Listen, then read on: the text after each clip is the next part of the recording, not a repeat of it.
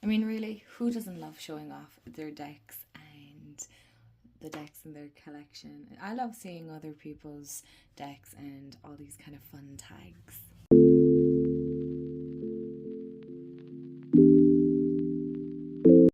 Hey everyone, and welcome back to my channel, or welcome to my channel if you're new. Hi, I'm Mand. So today I am going to take part in the hashtag show your decks by the wonderful Angel over at Feeding My Soul. I'll make sure to tag her video in the description box below. And this was such a fun tag to watch. Like, the prompts are so incredibly good. Like, it really got me thinking. I was like, oh, that's actually a really, really good question. So let's get comfy cozy and see what decks I picked for the prompts that Angel has given.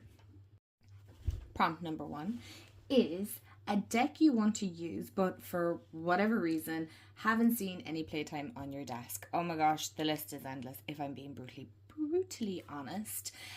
But a second, let me move you guys a little bit. But the deck that kind of came to mind was actually my Mythologica Fennica Tarot.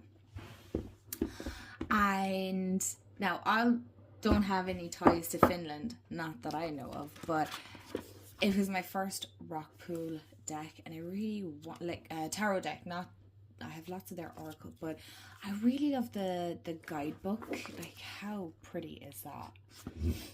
Like, it's really detailed and very informative, but the cards are so not what I'd usually normally go for. I'm just making hails of this while I'm at it. I do apologize. I am kind of I feel like I come on here all the time. I don't think you guys can see that all that much. I know you guys like when I leave the box in the picture, so I try and do that as often as I can, but aren't the backs stunning?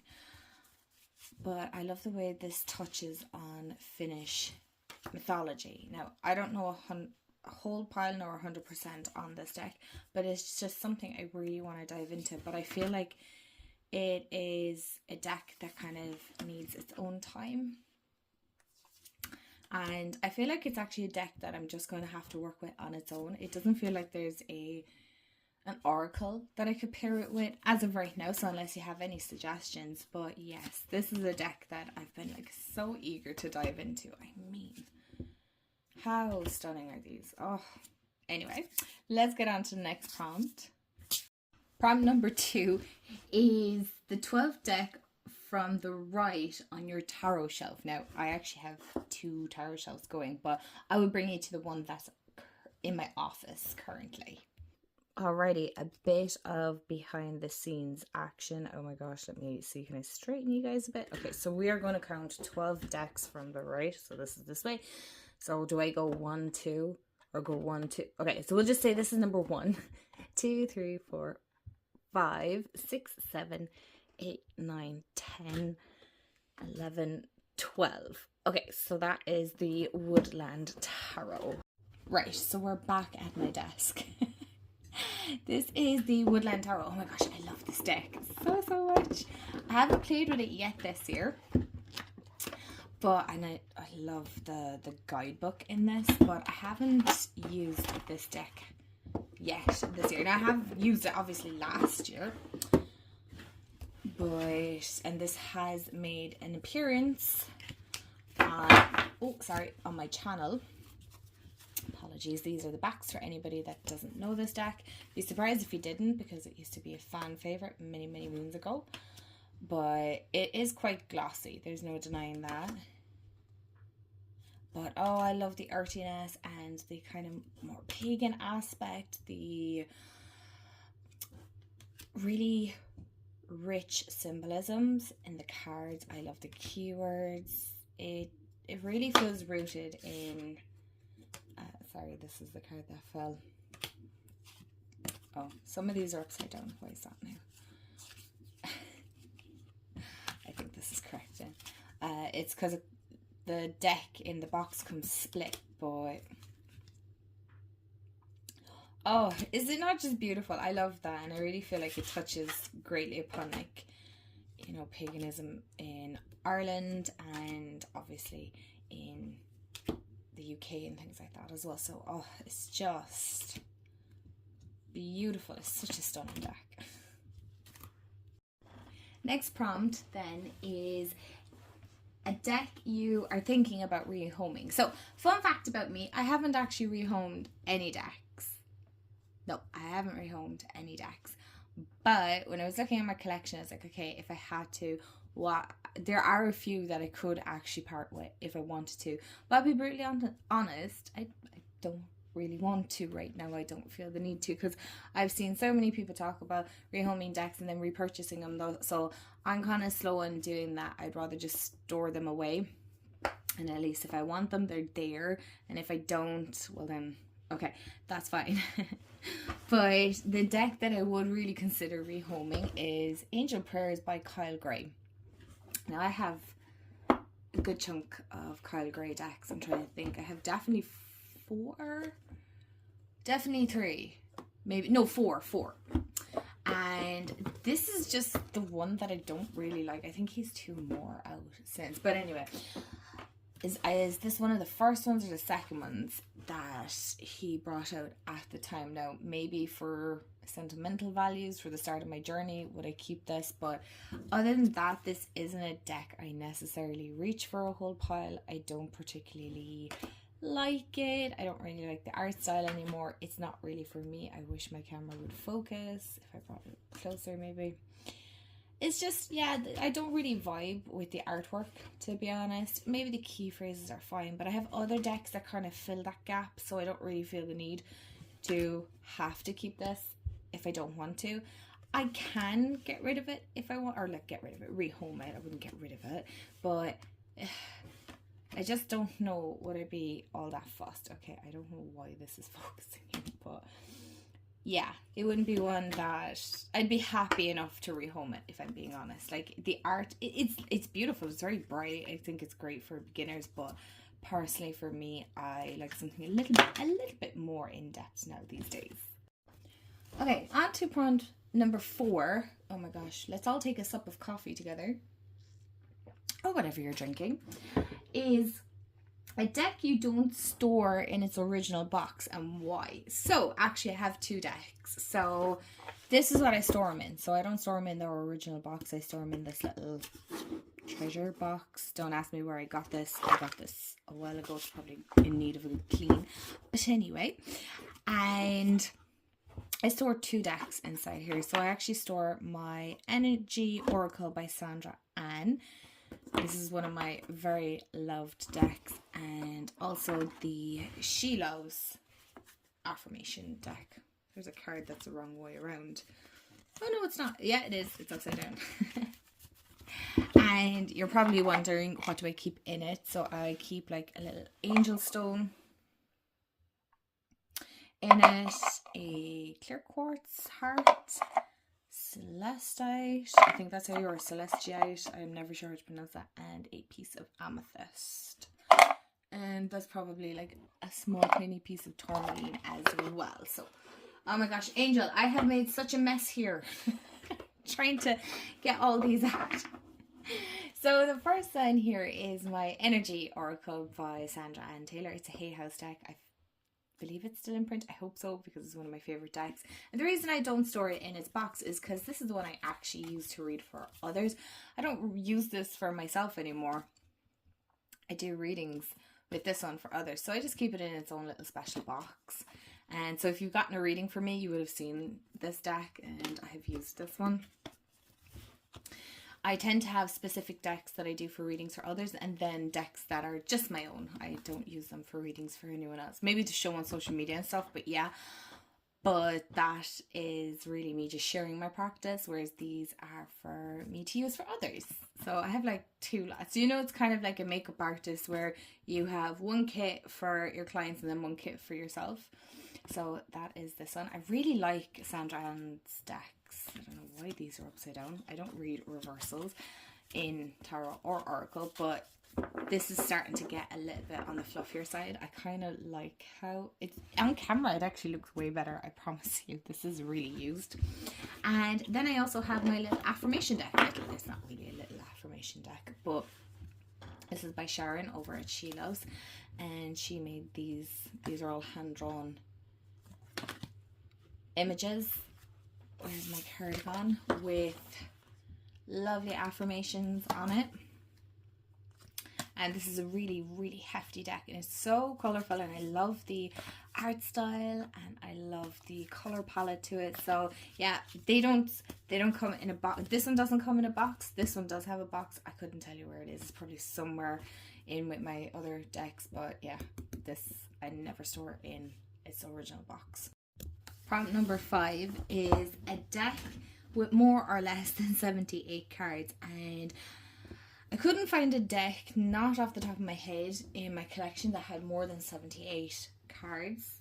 If I'm thinking off the top of my head, no. But I thought for an oracle, this is the Chinese 5 Elements oracle, and this has 60 cards, which is quite a lot for an oracle, because normally they're between 36 and 44 cards you get in a deck, depending on what publishing company and things like that, and the creators and whatnot. So this was phenomenal to get like 60 cards, unless obviously you combine decks. But I thought this was like, it's so pretty. I love this deck. I don't use it half as often, but it's a really, really cute, pretty deck, and I really, really enjoy it. And it's very interesting. There's actually a lot to it, and I definitely want to spend a little bit more time with it this year. And it's beautiful. I like the cardstock on it personally. It kind of has that nice, I don't know how to explain it. It is matte. It's not glossy, but it's really easy to shuffle. Oh, that's so cute. Prompt number 6 is a deck with a cloud on the box, and I was like, do I have any deck with a cloud on the box? I actually have quite a few. I didn't realize it, so it's amazing what you missed. So the one I actually picked was Alchemy of the Spirit. It's a new one in my collection. They're clouds. I'm going with these as clouds. They're clouds for sure. Excuse me. And oh my gosh, I just wanted to show the guidebook because it's so super cute. It's so good. Honestly, lads, it is so good.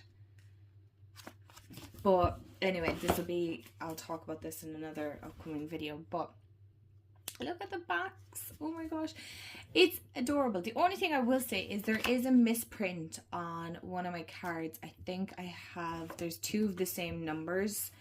That's the only thing on my print. But I kind of like having the misprint decks. I don't mind that. But this is super good.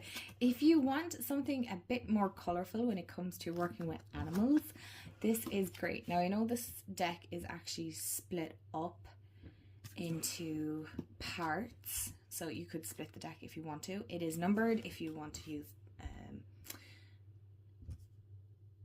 numerology, is that the word? Excuse me, I have a tickle in my throat. Like, look at the little raccoons. I like the lion. It's beautiful.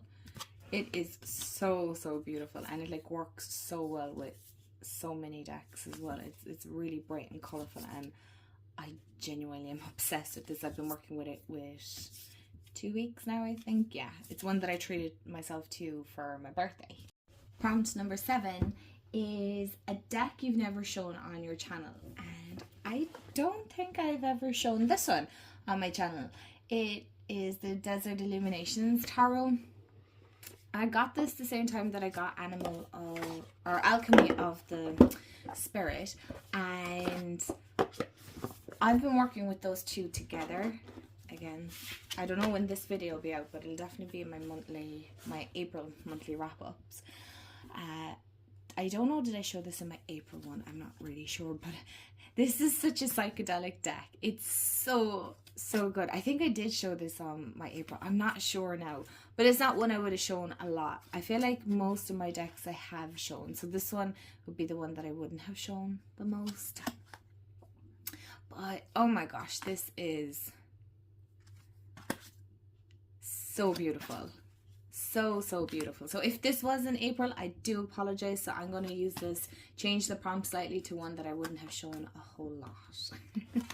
Because I feel like I have shown a lot of my decks, if not all of them, at this stage. So, but this is really, really cool to work with. It's so much fun. Prompt number 8 is a deck with another animal besides a lion in the strength card. So that was really, really fun. And I was looking at my collection and then my hand went to this deck, which is the Woodland Tarot. Now, I was like, okay, but that's not really the one that I had in mind, because I wasn't sure which deck didn't have a lion as a strength card. I was like, okay, I'm pretty sure there might be a lion in this one, but I'm not sure. And it was the first one that like I automatically just felt drawn to. And now I wasn't going to put you through the suffering of trying to find this. But this is really cool. This is a deck I haven't worked with a lot, and I want to because it's actually really, really pretty. But the strength card is actually a snake, and obviously a woman sitting in a meditative state.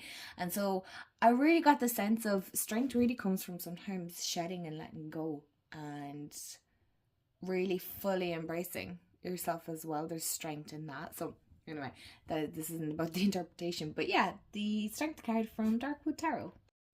Prompt number 9 is a deck that comes in a box inside a box. And that is the Dreamgate Oracle. I got this as well for my birthday. If you don't know, I got a voucher for my birthday, by the way. I didn't just go mad, even if I did. So that is the box, and then it comes inside this box, which, by the way, I had to glue because it had popped out. So this is all still in order. I have not worked with it yet, so I'm going to leave it in order. I'm actually working my way through the guidebook at the moment. And as most of you know, I really, really love Danielle Noel's work. And so I try and get the mass market ones where I can. And she doesn't have many mass markets. All of hers are indie published, which is absolutely completely fair. But I would definitely love to get her tarot decks down the line. But getting them shipped here. So as you can see, you have a keyword and then you have your key phrases as well. So this is really, really nice deck, and I'm looking forward to working with it. Prompt number 10 is a deck that would not appear in your top 10 favorites. And I have a few, but the one I picked is the Harmony Tarot by Harmony Nice. Now, I love Harmony's videos. Oh my gosh, they're beautiful. And I don't know what card is stuck there. There's a few cards stuck here. This had such potential. But when I had pre-ordered this many years ago when it first came out, so I can't remember when that was. And when I ordered it, I didn't realize it was a pip deck, and I was just kind of beginning on my journey. Now, even now, I still wouldn't particularly reach for this. Even when I'm looking at it, though, it is beautiful. Like the majors in this are gorgeous. But I was very sad to learn that it was actually a pip deck, and they never had stated. It wasn't stated that this wasn't was like more pictures. So yeah, the pip. Really talk about a roundabout way of saying that. But it is a beautiful deck, but I could never see this being a top favorite for me. It's beautiful, but it's not one I reach for. And it probably will never be in a top favorite. Prompt number 11. A deck you associate with the colour green. The Psychic Tarot for the Heart. Why was that so difficult for me to say? Of course I was going to pick this. The box is green. That's why I associate it. The backs of the cards are green. It's very much rooted in heart center, or your heart chakra, your heart center.